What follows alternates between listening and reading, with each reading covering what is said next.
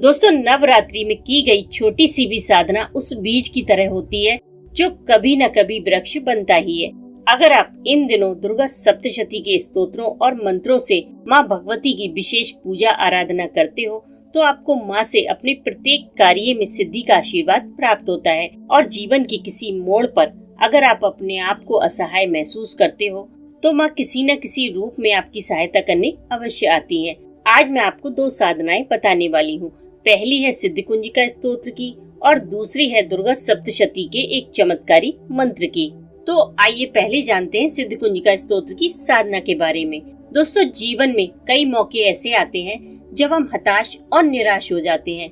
कोई रास्ता नजर नहीं आता, किसी भी प्रश्न का उत्तर नहीं मिलता, किसी भी समस्या का समाधान नहीं मिलता।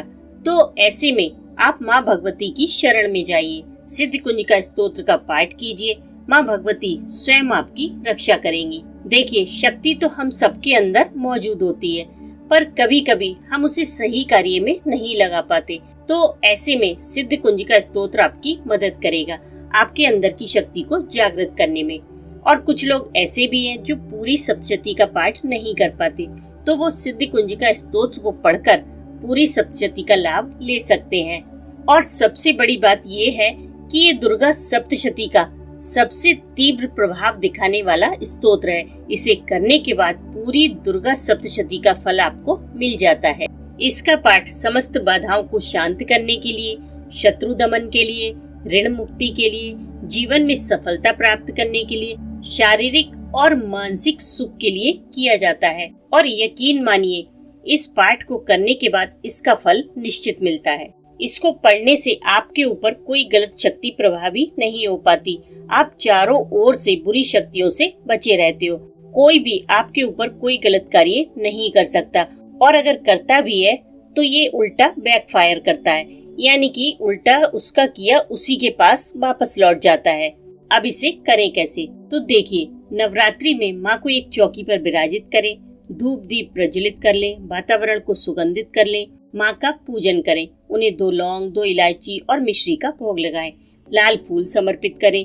अगर अखंड ज्योति जला सके तो बहुत अच्छी बात है।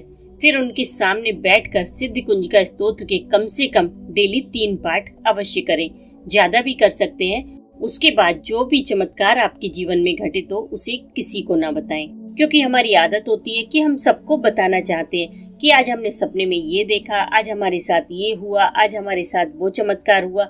तो नहीं, बिल्कुल नहीं। इस साधना का या चमत्कार का जिक्र किसी से भूलकर भी ना करें। और दूसरी साधना है दुर्गा सप्तशती के इस चमत्कारी मंत्र की। सर्व बाधा विनिर्मुक्तो धन धान्य सुतान्वितः मनुष्यो मत प्रसादेन भविष्यति न संशय। अगर इस मंत्र को आप क्लीम बीज मंत्र से संपुटित करके करेंगे तो इसका प्रभाव और भी बढ़ जाएगा। उसके लिए आपको करना क्या है? ओम क्लीम सर्व बाधा विनिर्मुक्तो धन धान्य सुतान्वितः मनुष्यो मत प्रसादेन भविष्यति न संशय। क्लीम ओम। इस मंत्र का नवरात्रि में डेली 108 बार पाठ करें और हर बार इसी तरह क्लीम बीज मंत्र से संपुटित करके पाठ करें। पाठ करते समय आपको 9 दिन अलग अलग तरह के अनुभव होंगे। आपको महसूस होगा कि कोई शक्ति आपके साथ है, और 9 दिन करने के बाद आपके जीवन में कोई न कोई चमत्कार अवश्य होगा। बाद में आप इसका हवन कीजिए। आपको मात्र 21 आहुतियां देनी है इसी मंत्र से, और सिद्धिकुंजिका स्तोत्र का हवन आप नवार्ण मंत्र से कीजिए। इस तरह नवरात्रि में माँ भगवती की कृपा प्राप्त करने का ये स्वर्ण अवसर है। इसे बिल्कुल मत गवाइए। वैसे तो इस साधना को बिना व्रत के भी किया जा सकता है, लेकिन अगर आप इसे व्रत रहकर करते हैं तो ये ज्यादा फलदायी होती है।